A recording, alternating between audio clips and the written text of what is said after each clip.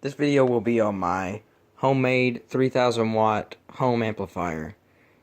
The components you'll need are this amplifier, this capacitor bank, a 30 amp three-way switch, and a standard car battery charger.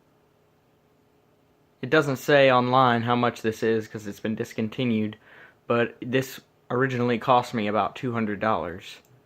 Then we have this capacitor bank, which is $105, which is 16 volts, so you should be able to handle it. And the cheapest charger I can find that's just like mine is about $23 on Amazon. So that comes out to about $329 compared to this right here, which is your typical 1000 watt amplifier for home audio. This is about 500 bucks, and down here you can see does about 1000 to 1400 watts. So the way this works is pretty simple. This is a 3000 watt amp, which I would guess does not put out 3000 watts. I don't have an amp dyno, so I can't really test that theory, but I would say that it puts out at least 1000 watts, because it would be ridiculous for them to label this as 3000 and have less than 1000 watts putting out.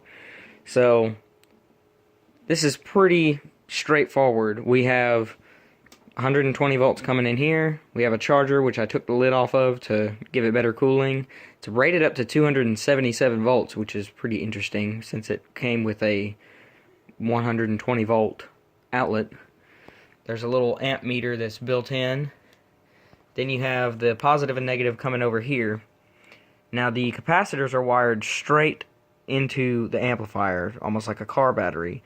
But then over here we have something a little complex. We have the negative coming in here, and it comes into the common of the switch. Now one setting is charge, which it's set to now, which is this green wire in series with this 12 volt incandescent bulb. So right now it's charging these capacitors, and we're at about 9.5 volts, 9.6. And over here I have a switch that changes the remote.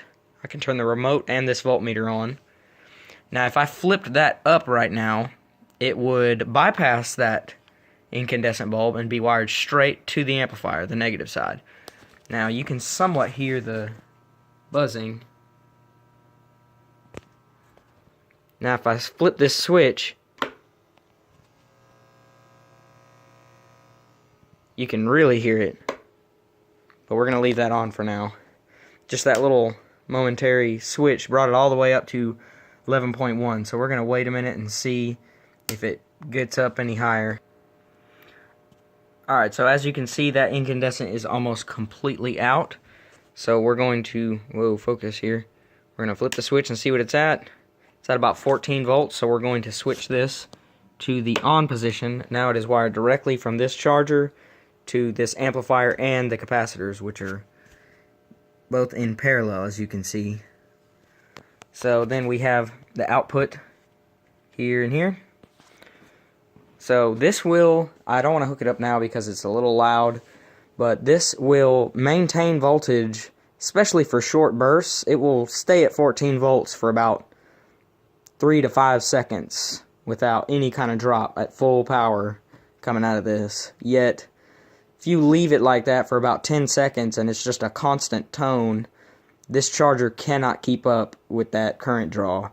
So you have to kind of play around with it a little bit, but for as cheap as it is, I'd say this is a pretty cool setup.